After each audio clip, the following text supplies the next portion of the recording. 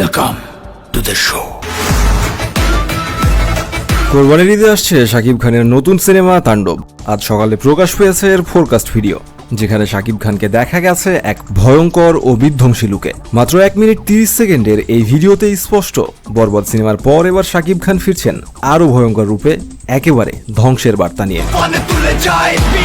দেশ বিদেশে যখন বরবাদ নিয়ে চলছে আলোচনার ঝড়, ঠিক তখনই গতকাল রাতে শাকিব খানের ভেরিফাইড ফেসবুক পেজে ঘোষণা আসে তাণ্ডবের ফোরকাস্ট আসছে সকাল 11টা 30 মিনিটে। ক্যাপশনে লেখা ছিল, ইঙ্গিত নয়, ধ্বংসের সিগন্যাল। ভিডিওর শুরুতেই ভেসে আসে ভয়ঙ্কর বার্তা। আজ দেশ জুড়েই ভয়াবহ দুর্যোগের সমূহ সম্ভাবনা রয়েছে। দেশের সব পুলিশ স্টেশনকে 10 নম্বর বিপদ সংকেত দেখাতে বলা হয়েছে।